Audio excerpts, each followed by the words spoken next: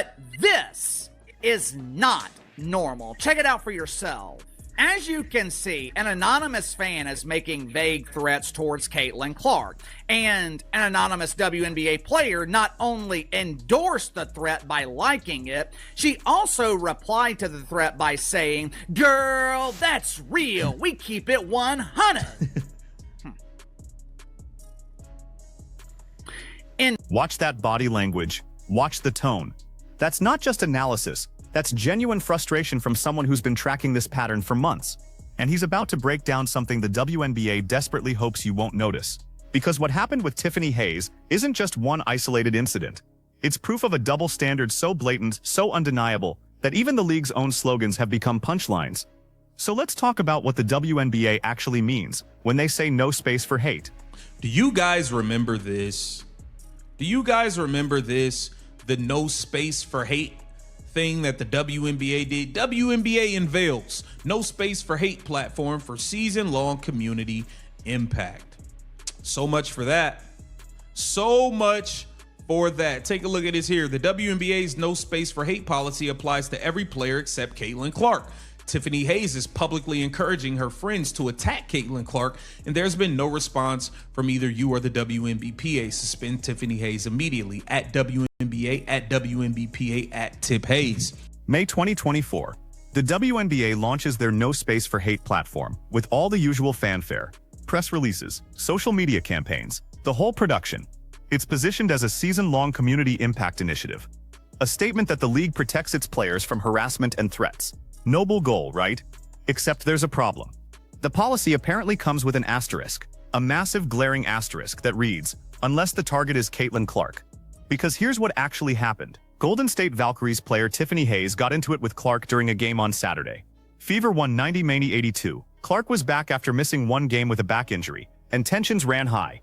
Fine, that's basketball. Players clash on the court all the time. But what happened next isn't basketball. What happened next is where the WNBA's entire No Space for Hate platform reveals itself as selective enforcement at best, complete hypocrisy at worst. Cathy Engelbert's dropping the damn ball again, and they're doing nothing about this, okay? We're going to get into what KC from Behind the Lines had to say. He absolutely went off. You know how he get when he get in the kitchen and start cooking. And there's nothing being done, guys.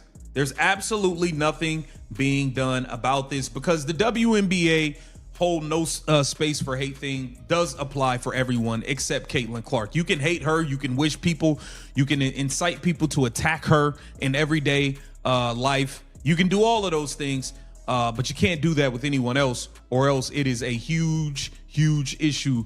A fan on social media made what can only be described as a thinly veiled threat toward Caitlin Clark. Not subtle, not ambiguous. A direct statement about having people who would handle business if given the word.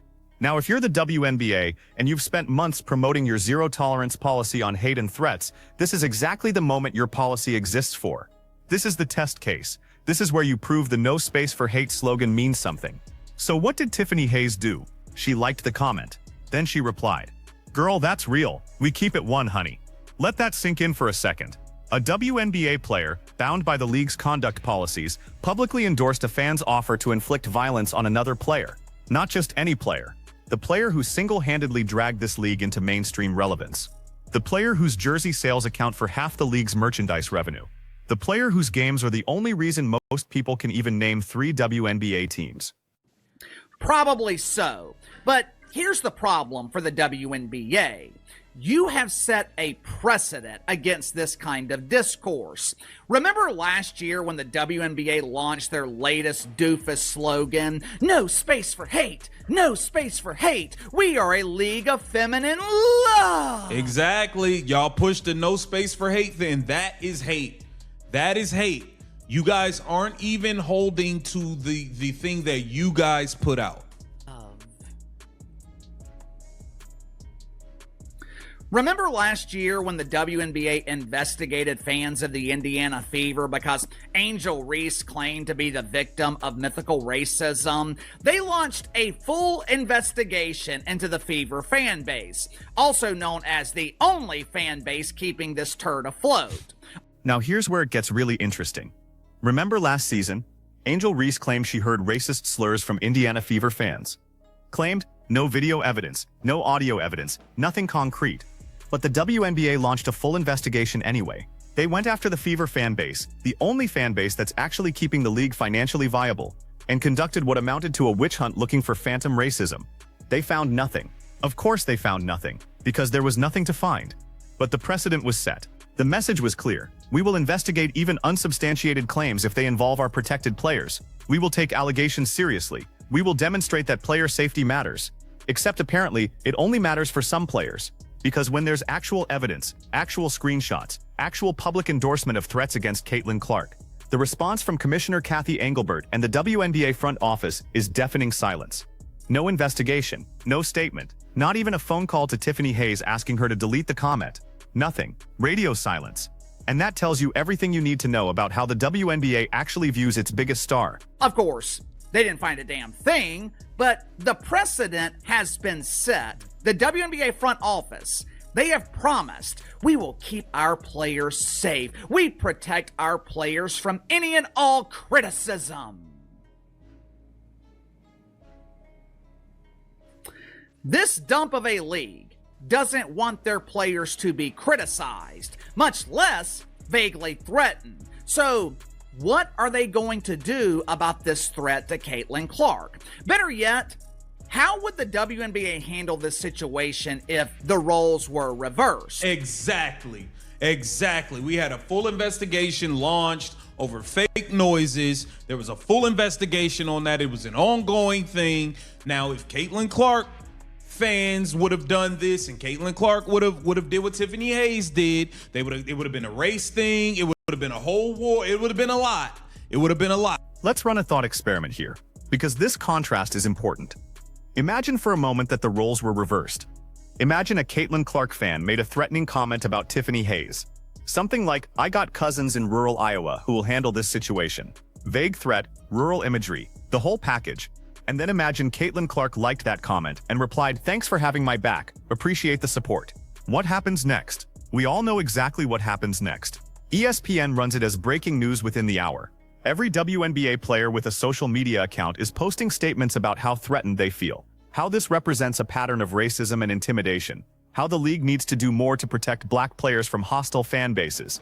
The mainstream media picks it up. Suddenly it's a national story about racism in sports, about how white privilege protects certain players while endangering others.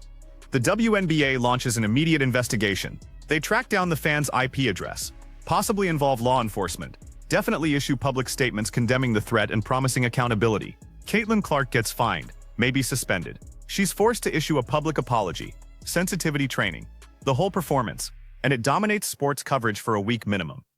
And the fact that the WNBA has sat idly by and done nothing about it, it's ridiculous.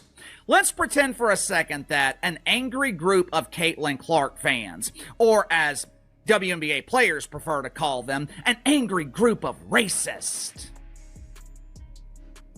Let's pretend for a second that an angry group of Caitlin Clark fans are talking negatively online about Tiffany Hayes. Most of the comments are aimed at her poor performance on the court, but there's one particular comment that could be construed as a threat to Tiffany Hayes.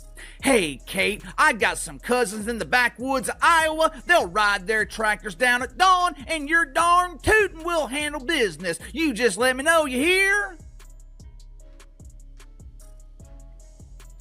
In this pretend scenario, not only does... But that's not what happened. What actually happened is Tiffany Hayes endorsed a threat against Caitlin Clark, and the league pretended not to notice. And this isn't happening in a vacuum. This is part of a pattern that's been building throughout Clark's entire rookie season. The physical play that crossed the line into targeting, the hip checks, the flagrant fouls, the cheap shots that somehow never resulted in serious disciplinary action, the constant dismissal of her accomplishments by other players, the refusal to acknowledge that her popularity is lifting the entire league. Remember Chennedy Carter's blindside hit on Clark in June? That wasn't a basketball play. That was assault with a referee watching. Carter got a common foul, upgraded to flagrant one after review, and that was it. One game later, she's talking about how she don't give a fuck about Caitlin Clark, and the incident is memory hold. Where was the no space for hate policy then? Where was the league's commitment to player safety? Or how about when DeJounte Carrington poked Clark in the eye during the playoffs? Carrington claimed it was accidental, despite video showing her looking directly at Clark before making contact. Then she went on social media mocking the situation, laughing about how Fever fans were upset. Again, no league response. No statement about sportsmanship or professional conduct. Nothing. As Caitlin Clark liked the comment, she also replies and says, "Hey Remus, that's real. Thanks for your support." That would be a big problem. That would be a big, big problem. You know it. I know it. Everybody knows this would be a big problem if Caitlin Clark did that. How would the mainstream media react? How would WNBA players react? "This is so racist! The evil white man is threatening an oppressed minority. This is so scary and traumatizing!"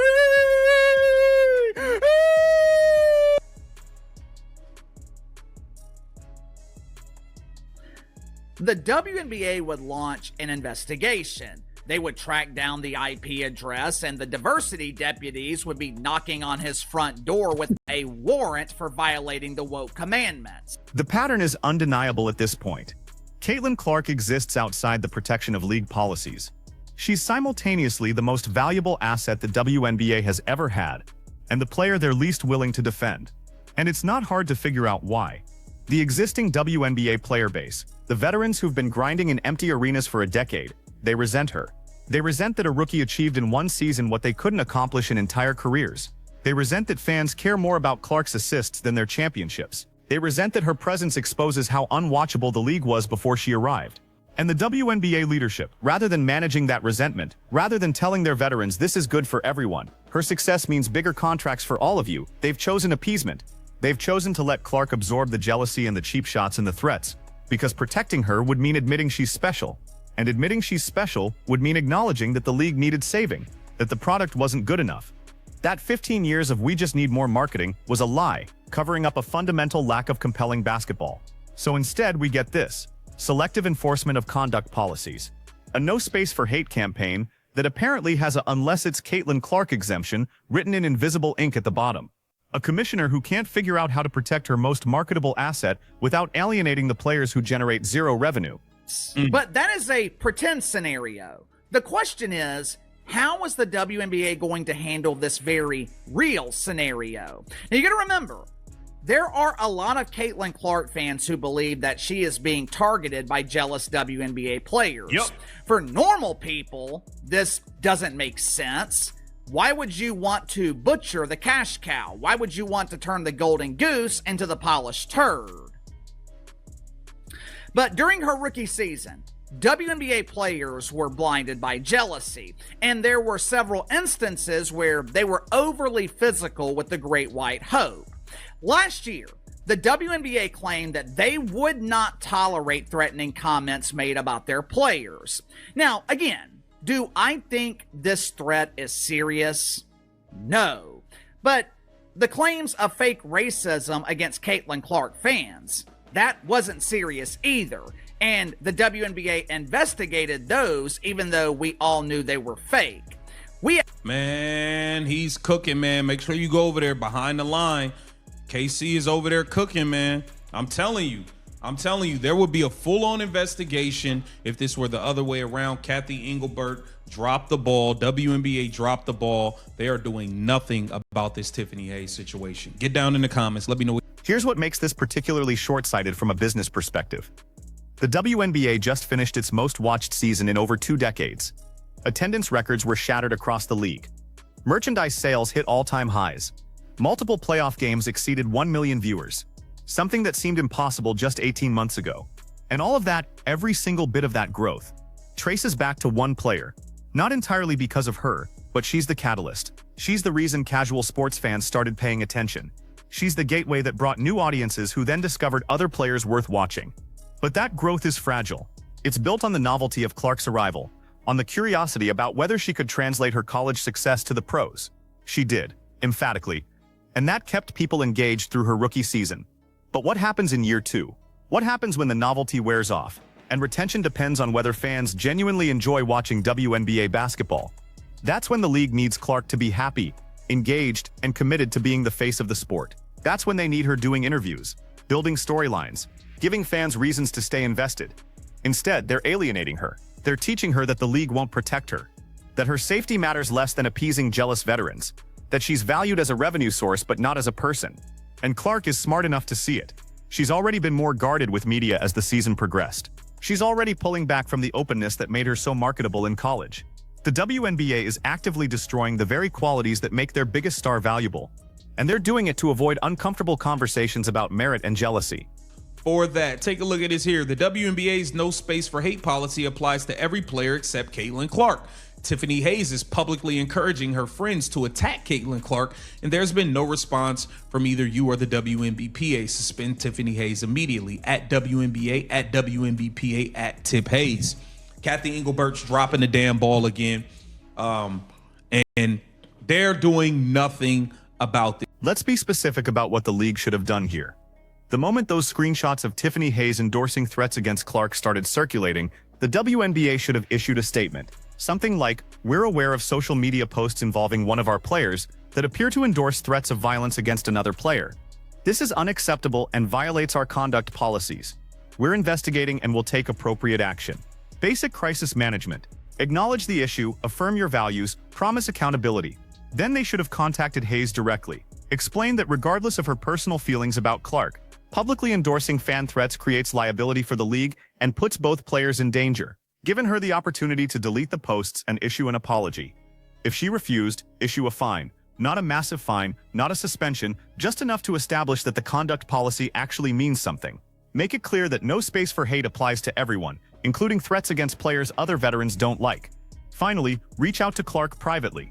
Let her know the league is aware of the situation and taking it seriously. Reassure her that player safety is a priority regardless of who the player is.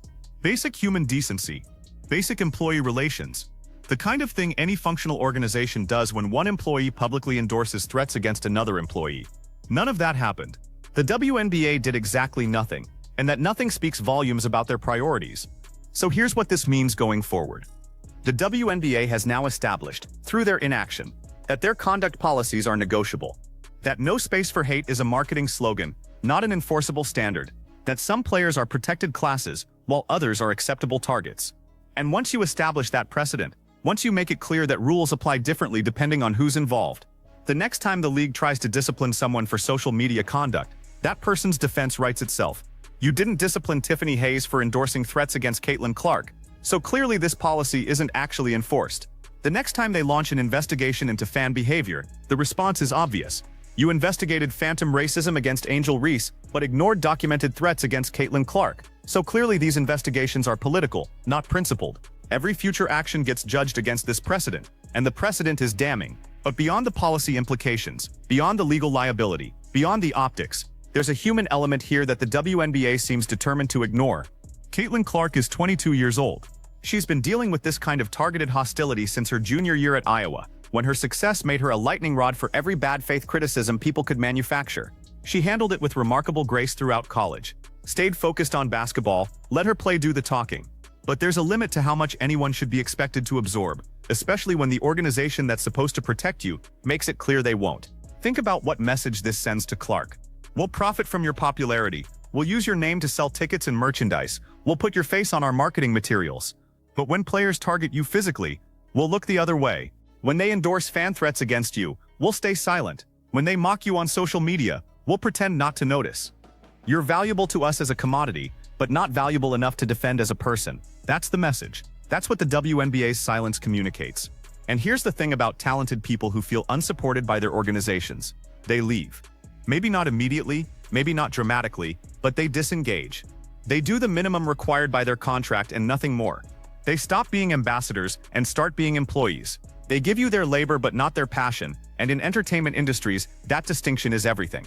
The WNBA needs Caitlin Clark to be passionate about growing the league.